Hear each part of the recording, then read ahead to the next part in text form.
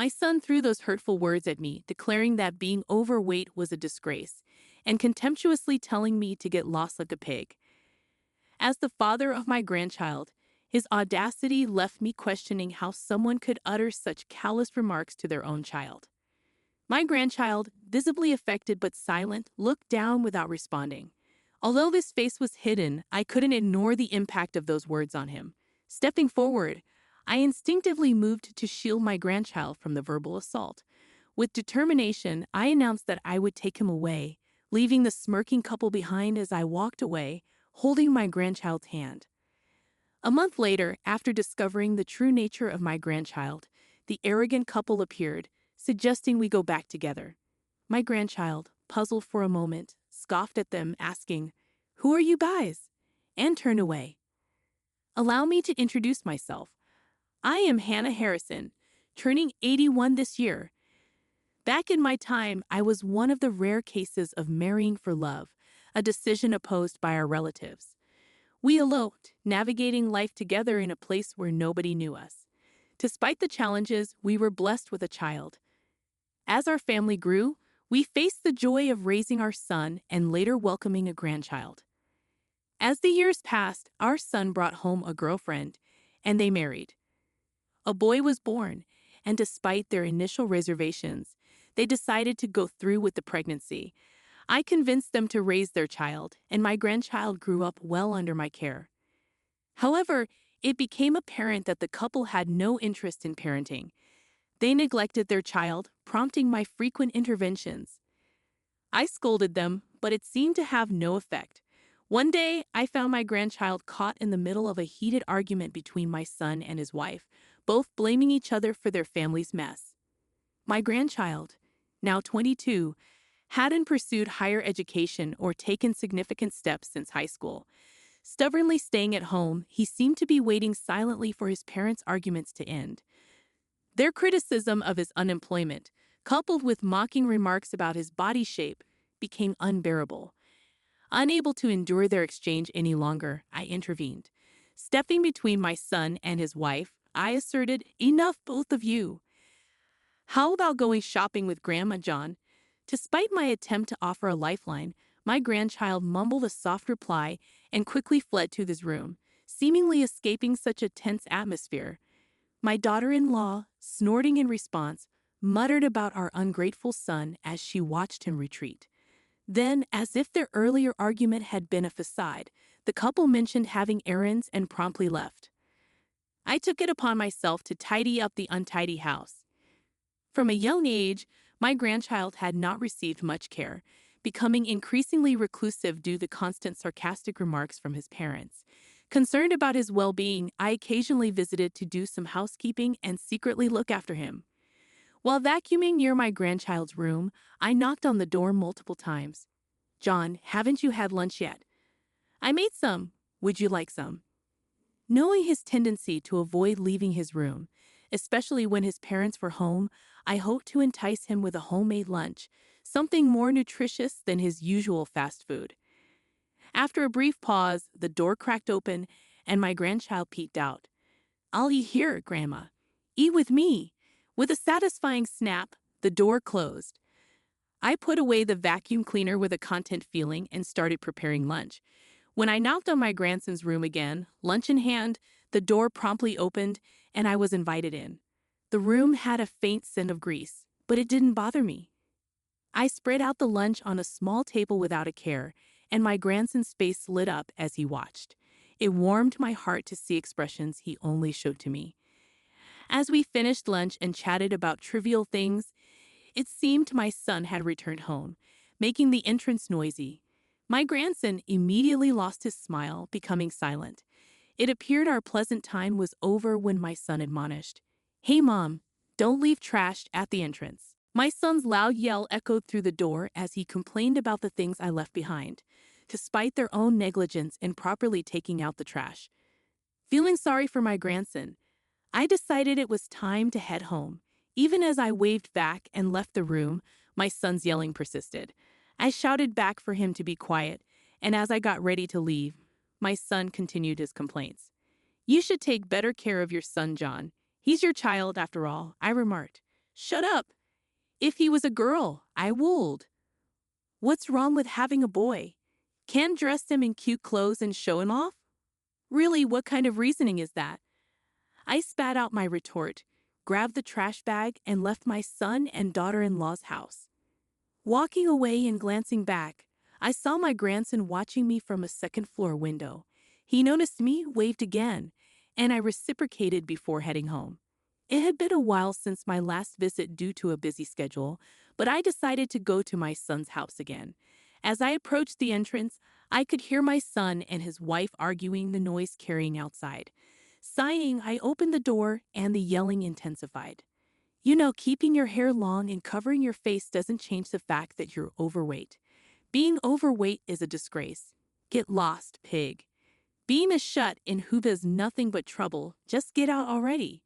When I inquired about what was going on today, my son and his wife both pointed at my grandson.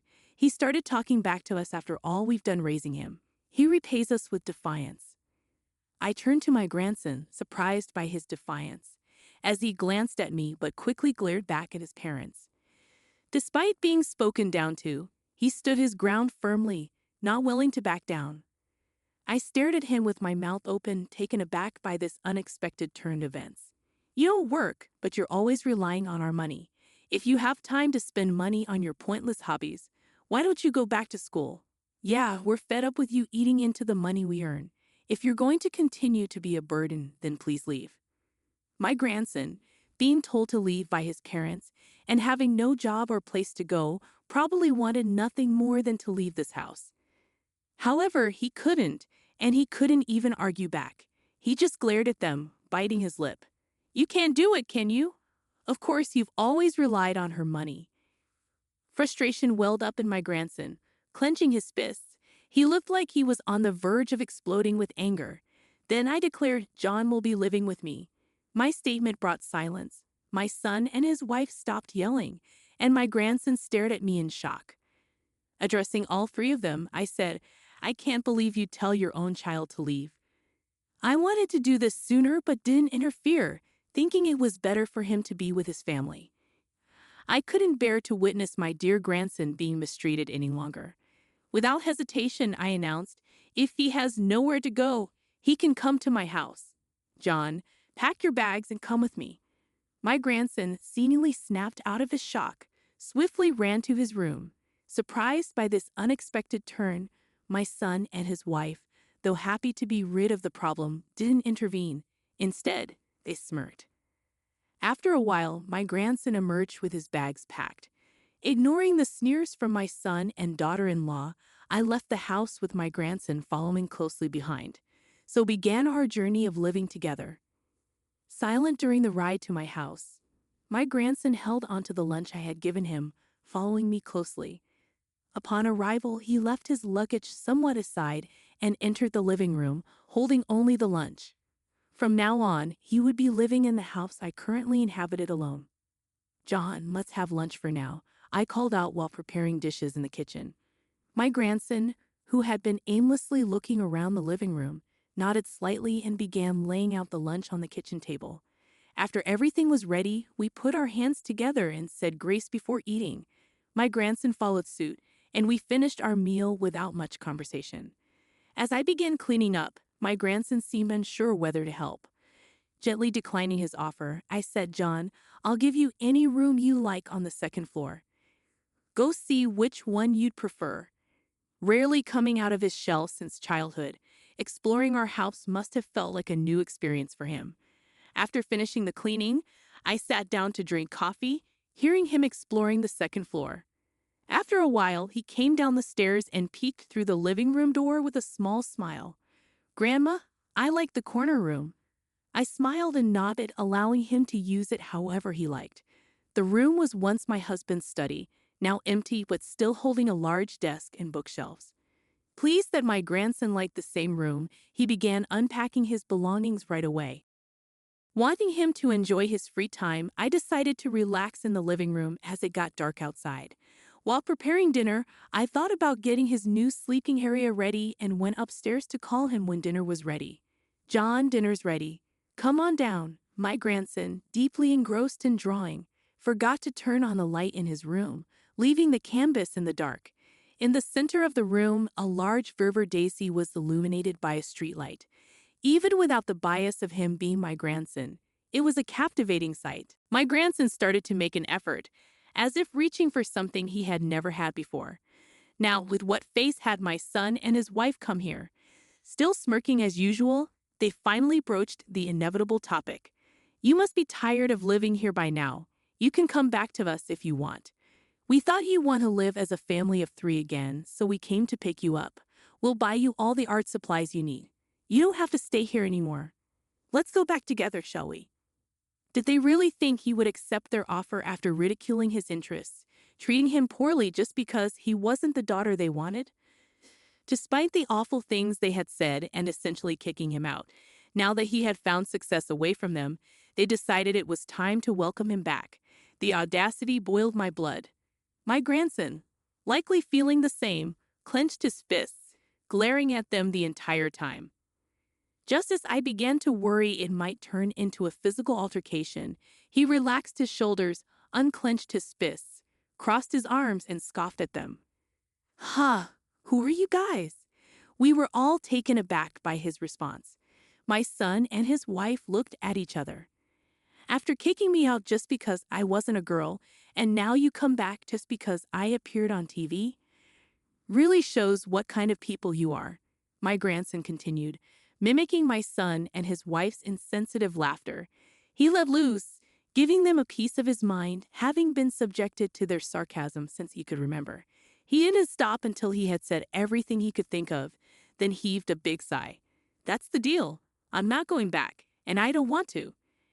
As my grandson made his stance clear, my son and his wife, their faces turning red with anger, were about to explode when a familiar voice intervened. "I'd like to hear more about this story." Turning around, they saw the man who had helped with my grandson's exhibition, followed by reporters scheduled for today's magazine interview. They all pointed their voice records our way, having recorded the entire exchange. Seeing the reporters' involvement, my son and his wife tried to flee with their faces contorted. However, the reporters and neighbors who had crowded the entrance wouldn't let them, and in the end, they couldn't escape. They were forced to watch as we proceeded with the interviews. A few days later, the incident made the news and was featured in a magazine article of considerable size. We arranged for a lawyer, and a restraining order was issued against my son and his wife. They've been troubled by daily reprimands over the phone and cold looks from the neighbors. Now they can no longer approach my grandson. It's their punishment for trying to manipulate him for their own convenience. My grandson has continued his art and diet as if nothing had happened. It seems like lifting the emotional burden has inspired him to face everything more positively. As for me, I've received several paintings from my grandson since then and even gave an interview about discovering his talent. Now, I'm leisurely sipping coffee while watching a documentary featuring my grandson. Occasionally, I can't help but smile as I gaze at the Gerber painting in the living room, which stands out among the rest. The man asked me to sell him the painting, but that's one request I cannot fulfill. It's a precious treasure my grandson gave me for the first time. It was truly a beautiful painting. The room now carried a stronger scent of oil paint than it ever did back at my son and his wife's place. John had a hobby of oil painting. "Grandma, this is for you," he said, presenting a canvas featuring a large orange Gerber daisy against a backdrop of a clear blue sky with thin clouds. Yet it wasn't just that. The corners were tinged with the colors of sunset, giving the impression that evening was approaching. It was a wonderfully crafted painting. While I knew of my grandson's hobby, I had never seen his work before. I was surprised by his talent upon this first encounter. The man nodded in agreement, and I welcomed him into our home. A month after that incident, my grandson was preparing for his own art exhibition. It turned out that the man who approached us in the yard owned an art gallery and had become interested after seeing me admiring my grandson's paintings. Intrigued by the joy with which I gazed at the walls adorned with numerous paintings, he expressed a desire to learn more about the art. Before we knew it, arrangements were made, and today, my grandson's exhibition was finally opening. The man even reached out to television stations, and a local news program came to cover the event. My grandson, although very shy with all the attention, seemed pleased to be praised by so many people. The exhibition was a huge success, boosting my grandson's confidence and inspiring him to create even more paintings. I thought we were set for a smooth sail from here on, but then an unexpected visitor showed up. Someone visited our house, and thinking it was about time for a visit, I went to answer the door without checking who it was. To my surprise, my son and his wife stood there smirking down at me. Feeling nothing but disgust towards them, I was speechless. "Mom, it's been a while. We thought it might be getting tough for you to take care of John, so we've come to take him back. Sorry for the trouble. He can be quite a handful, can't he?" Their insincere tone was evident, and I stood there dumbfounded. My grandson, who had been working on his art late into the night, yawned as he headed towards the living room upon hearing the commotion. "Grandma, is it that time already?" he asked. To spike his tiredness, he quickly walked towards me, positioning himself between us and his parents. Seeing this, my son and his wife looked surprised. "John, have you lost weight?" My son commented. "Not dramatically, but yeah, you've slimmed down." Indeed, my grandson had lost some weight since moving in with me. The poor diet and unhealthy lifestyle he had led to weight gain, but since living with me and focusing on his art, he stopped snacking and ate balanced meals. He gradually became healthier, and though he tried to hide it, I knew he sneaked out to run in the middle of the night since leaving his parents' house. "You don't want it, right?"